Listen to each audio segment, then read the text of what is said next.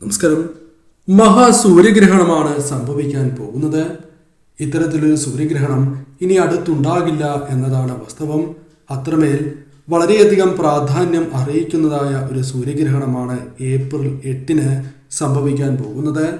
ഈ മഹാസൂര്യഗ്രഹണവുമായി ബന്ധപ്പെട്ട് ജ്യോതിഷപരമായ ഫലങ്ങൾ പരിശോധിക്കുമ്പോൾ ഏപ്രിൽ 8 വരെ ശ്രദ്ധിക്കേണ്ടതായ ചില നക്ഷത്രക്കാരുണ്ട്.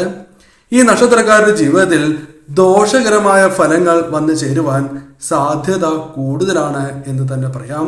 ഏതെല്ലാം നക്ഷത്രക്കാർക്കാണ് ഇത്തരത്തിൽ ദോഷകരമായ ഫലങ്ങൾ വന്നു ചേരാൻ പോകുന്നത്, എന്തെല്ലാം കാര്യങ്ങൾ ശ്രദ്ധിക്കണം, പരിഹാരമായി എന്തെല്ലാം കാര്യങ്ങൾ ചെയ്യണം തുടങ്ങിയ കാര്യങ്ങളാണ് ഈ വീഡിയോയിലൂടെ പരാമർശിക്കാനായി പോകുന്നത്. ഈ നക്ഷത്രക്കാർ പ്രത്യേകിച്ചും പുറത്തു പോകുമ്പോൾ കയ്യിൽ ഞാൻ ഈ പറയുന്ന വസ്തുക്കൾ കൊണ്ടുപോകുന്നതും ഏറ്റവും ശുഭകരമാണ്.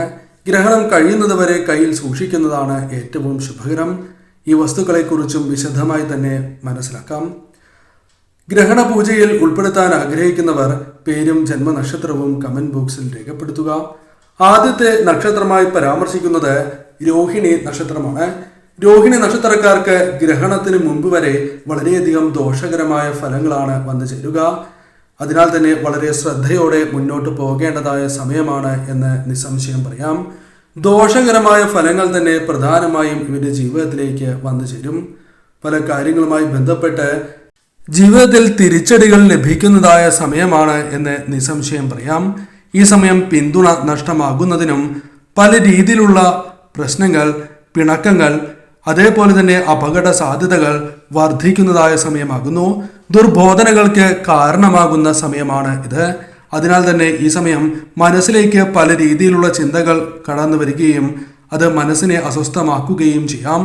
ഈ സമയം പുറത്തു പോകുമ്പോൾ കയ്യിൽ ശിവക്ഷേത്രത്തിൽ നിന്നും പൂജിച്ച ഭസ്മം കൊണ്ടുപോകുന്നത് ഏറ്റവും ശുഭകരമാണ്. ഇപ്രകാരം കൊണ്ടുപോകുന്നത് വിശേഷമാണ് എന്ന് തന്നെ പറയാം. ഭസ്മം അണിഞ്ഞ് അഥവാ കുറിയായി അണിഞ്ഞ് പോകുന്നതാണ് ഏറ്റവും വിശേഷം. ആ കാര്യവും പ്രത്യേകം ശ്രദ്ധിക്കുക. അപകടങ്ങൾ ഒഴിവാക്കുവാൻ ഏറ്റവും ശുഭകരമാണ് എന്ന കാര്യം ഓർക്കേണ്ടതായിട്ടുണ്ട്. ഈ കാര്യങ്ങൾ ശ്രദ്ധിച്ച് മുന്നോട്ട് പോവുക. ഗ്രഹണം കഴിയുന്നതുവരെ വളരെയധികം ശ്രദ്ധ പുലർത്തുക. പ്രത്യേകിച്ചും ശിവക്ഷേത്രത്തിൽ ദർശനം നടത്തുന്നതും മൃത്യുഞ്ജയ പുഷ്പാഞ്ജലി നടത്തുന്നതും ഏറ്റവും വിശേഷമാണ് എന്ന കാര്യവും ഓർക്കേണ്ടതായിട്ടുണ്ട്. മറ്റൊരു നക്ഷത്രമായി പരാമർശിക്കുന്നത് തിരുവാതിര നക്ഷത്രമാണ്.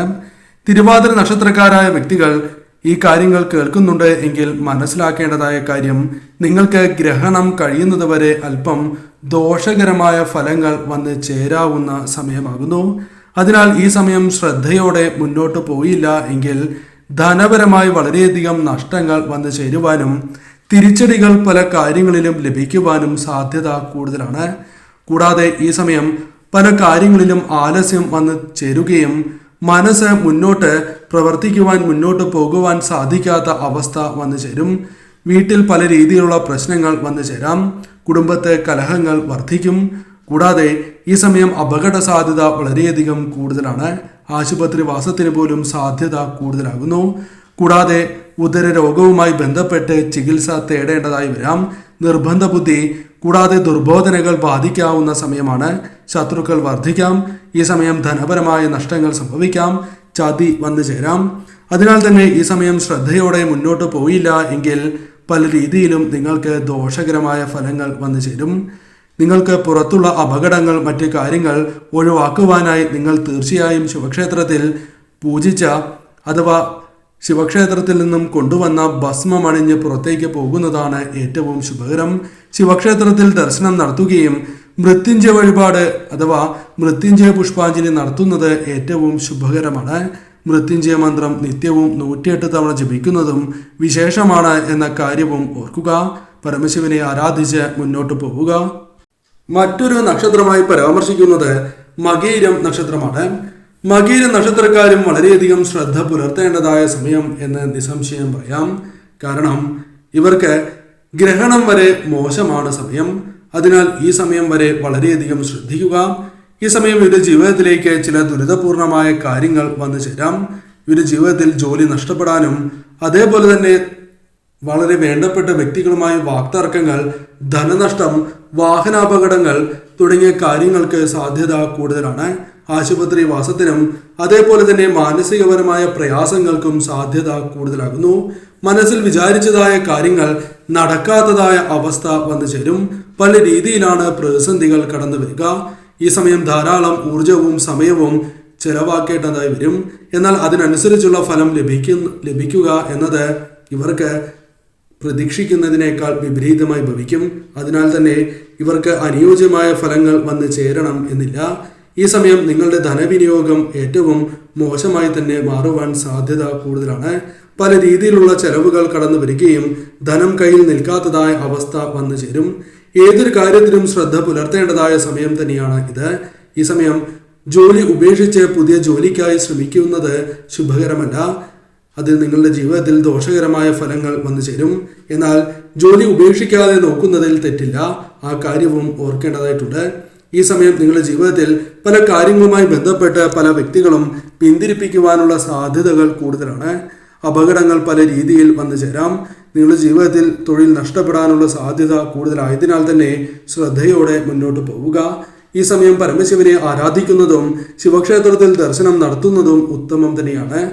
പുറത്തേക്ക് പോകുന്നതായ അവസരത്തിൽ ഈ ദിവസങ്ങളിൽ പ്രത്യേകിച്ചും കയ്യിൽ ഞാൻ ഈ പറയുന്ന വസ്തു കരുതുക. ശിവക്ഷേത്രത്തിൽ നിന്നും പൂജിച്ചു കൊണ്ടുവന്ന അഥവാ ശിവക്ഷേത്രത്തിലെ ഭസ്മം അണിഞ്ഞ് പുറത്തേക്ക് പോകുന്നതും കയ്യിൽ തുളസിയില പേഴ്സിൽ വയ്ക്കുന്നതും ഏറ്റവും ശുഭകരമാണ്. ഈ കാര്യങ്ങൾ ശ്രദ്ധിച്ച് പോവുകയാണ് എങ്കിൽ ഒരു പരിധിവരെ അപകടങ്ങൾ മറ്റു രീതിയിലുള്ള ദോഷഫലങ്ങൾ ഒഴിവാക്കുവാൻ സാധിക്കും. എന്നാൽ ശ്രദ്ധിക്കേണ്ടതായ കാര്യം, ശിവക്ഷേത്രത്തിൽ ദർശനം നടത്തുന്നതായ അവസരത്തിൽ മൃത്യുഞ്ജയ പുഷ്പാഞ്ജലി കഴിക്കുകയും കൂടാതെ മൃത്യുഞ്ജയ മന്ത്രം 108 തവണ നിത്യവും ജപിക്കുന്നതും അതീവ ശുഭകരമാണ്. മറ്റൊരു നക്ഷത്രമായി പരാമർശിക്കുന്നത് അവിട്ടം നക്ഷത്രമാകുന്നു. അവിട്ട നക്ഷത്രക്കാർക്ക് പല രീതിയിലാണ് പ്രശ്നങ്ങൾ വന്നു ചേരുക. അലച്ചിൽ വന്നു ചേരാം, ആരോഗ്യ പ്രശ്നങ്ങൾ വന്നു ചേരാം, കലഹങ്ങൾ അത് വേണ്ടപ്പെട്ട വ്യക്തികളുമായി ബന്ധപ്പെട്ടും അല്ലാതെയും വന്നു ചേരാം. കൂടാതെ ഈ സമയം കുടുംബാംഗങ്ങളുമായി ബന്ധപ്പെട്ടും തർക്കങ്ങൾ വന്നു ചേരും. പിന്തുണ ലഭിക്കണം എന്നില്ല.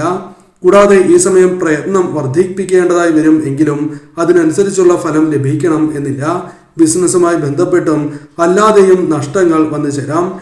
ചെറു യാത്രകൾ വർദ്ധിക്കും. ചെലവ് വരവിനേക്കാൾ കൂടുതലാകും എന്ന കാര്യവും ഓർക്കേണ്ടതായിട്ടുണ്ട്.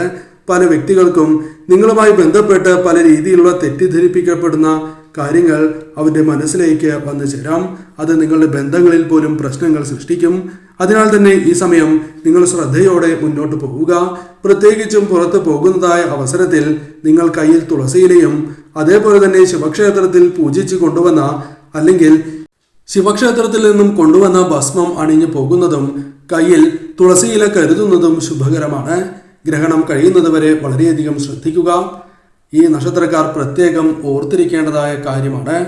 വിഷു വരെ ശ്രദ്ധിക്കണം. എന്നിരുന്നാലും ഗ്രഹണം വരെ വളരെയധികം സൂക്ഷിക്കുക. മറ്റൊരു നക്ഷത്രമായി പരാമർശിക്കുന്നത് അവിട്ടം നക്ഷത്രമാണ്.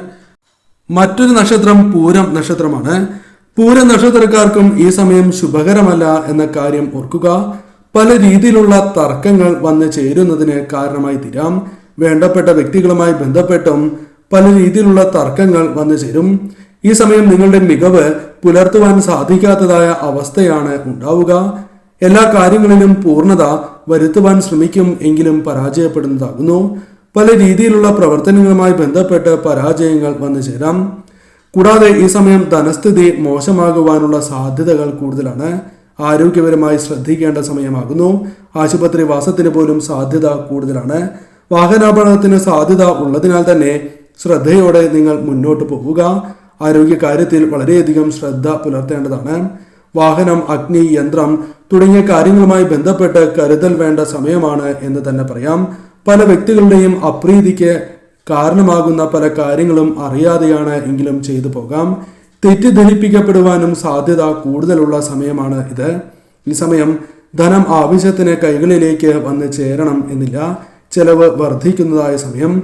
സാമ്പത്തിക കാര്യങ്ങളിൽ ഞെരുക്കം അനുഭവപ്പെടും. വായ്പാ തിരിച്ചടവിന് ക്ലേശങ്ങൾ അനുഭവിക്കേണ്ടതായി വരും. അതിനാൽ തന്നെ ഗ്രഹണം വരെ വളരെയധികം ശ്രദ്ധിക്കുക.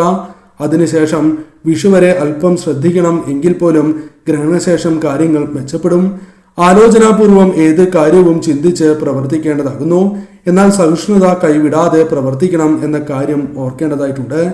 ഈ സമയം കലഹങ്ങൾ വന്നു ചേരുകയും സൗഭാഗ്യങ്ങൾ തട്ടിത്തെറിച്ച് പോകുന്നതിനും കാരണമായി തീരും. ഈ പ്രശ്നങ്ങൾ പരിഹരിക്കുവാൻ നിങ്ങൾ തീർച്ചയായും ശിവക്ഷേത്രത്തിൽ ദർശനം നടത്തുകയും മൃത്യുഞ്ജയ പുഷ്പാഞ്ജലി നടത്തി പ്രാർത്ഥിക്കുന്നത് ശുഭകരമാണ്. കൂടാതെ ഈ സമയം നിങ്ങൾ തീർച്ചയായും മൃത്യുഞ്ജയ മന്ത്രം 108 തവണ ജപിക്കുക. കൂടാതെ ശിവക്ഷേത്രത്തിൽ നിന്നും കൊണ്ടുവന്ന ഭസ്മം അണിഞ്ഞ് പുറത്തേക്ക് പോകുന്നതും കയ്യിൽ എപ്പോഴും തുളസിയില കരുതുന്നതും ശുഭകരമാണ് എന്ന കാര്യവും ഓർക്കുക. ഈ കാര്യങ്ങളാണ് പ്രധാനമായും ശ്രദ്ധിക്കേണ്ടത്. ശ്രദ്ധയോടെ മുന്നോട്ട് പോവുക. മറ്റൊരു നക്ഷത്രം ചിത്തിര നക്ഷത്രമാണ്. ചിത്തിര നക്ഷത്രക്കാർക്കും ശുഭകരമല്ല സമയം എന്ന് തന്നെ പറയാം. പല രീതിയിലുള്ള ക്ലേശങ്ങൾ, പ്രശ്നങ്ങൾ ജീവിതത്തിലേക്ക് വന്നു ചേരും. കൂടാതെ ഈ സമയം പല രീതിയിലുള്ള ചതിക്കുഴികൾ നിങ്ങൾക്ക് മുൻപിൽ ഉണ്ടാകും. അത് വളരെയധികം ശ്രദ്ധയോടെ തന്നെ മുന്നോട്ട് പോകേണ്ടതാകുന്നു. കൂടാതെ ശത്രുക്കളുമായി ബന്ധപ്പെട്ട് പല രീതിയിലുള്ള പ്രശ്നങ്ങൾ വന്നു ചേരാം. കടബാധ്യതകളുമായി ബന്ധപ്പെട്ട് പ്രശ്നങ്ങൾ വന്നു ചേരാം. ഈ സമയം ശരിയായ രീതിയിൽ പ്രവർത്തിക്കും. എന്നിരുന്നാൽ പോലും ശരിയായ രീതിയിലുള്ള ഫലങ്ങൾ ലഭിക്കണം എന്നില്ല. പല കാര്യങ്ങളിലും ആലസ്യം അനുഭവപ്പെടുന്ന സമയമായി തന്നെ തീരും. സ്വരച്ചേർച്ചക്കുറവ് ദാമ്പത്യ ജീവിതത്തിൽ പ്രകടമാകും. വീടുകളിൽ പോലും പല രീതിയിലുള്ള തർക്കങ്ങൾ വന്നു ചേരാം. ആരോഗ്യ കാര്യത്തിൽ ശ്രദ്ധ പുലർത്തണം. കൂടാതെ ഈ സമയം അഗ്നി, യന്ത്രം, വാഹനം തുടങ്ങിയ കാര്യങ്ങളുമായി ബന്ധപ്പെട്ട് ശ്രദ്ധ പുലർത്തുക. അപകടങ്ങൾക്ക് സാധ്യത കൂടുതലാണ്. ആദായവുമായി ബന്ധപ്പെട്ട് ഉയർച്ച നേടുവാൻ സാധിക്കാതെ വിഷമങ്ങൾ വന്നു ചേരാം. ബിസിനസ്സിലും ഇത്തരം കാര്യങ്ങൾ ബാധിക്കാവുന്നതാണ്. അതിനാൽ തന്നെ ഈ സമയം ശ്രദ്ധയോടെ മുന്നോട്ട് പോവുക. ശിവക്ഷേത്രത്തിൽ ദർശനം നടത്തുകയും മൃത്യുഞ്ജയ പുഷ്പാഞ്ജലി നടത്തുന്നത് ശുഭകരമാണ്. മൃത്യുഞ്ജയ മന്ത്രം ജപിച്ച് മുന്നോട്ട് പോകുന്നതാണ് ഏറ്റവും ശുഭകരം. 108 ജപിക്കുവാൻ ശ്രമിക്കുക.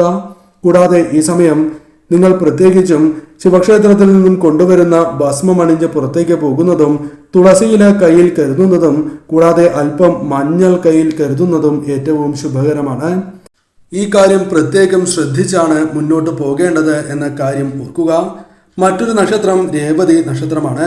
രേവതി നക്ഷത്രക്കാർക്ക് സാധ്യത ഉണ്ട്. എന്നിരുന്നാൽ പോലും ഇത്തരം അപകട സാധ്യതകൾ അല്പം കുറവാണ്. എന്നിരുന്നാലും ശ്രദ്ധിക്കണം. അതിനാൽ കൂടിയാണ് രേവതി നക്ഷത്രക്കാരെ കുറിച്ച് കൂടി പരാമർശിക്കുന്നത്. ഗ്രഹണം വരെ വളരെയധികം ശ്രദ്ധിക്കുക. ഈ സമയം നിങ്ങളുടെ ജീവിതത്തിൽ ധനപരമായ ക്ലേശങ്ങൾക്ക് സാധ്യത അല്പമുണ്ട്.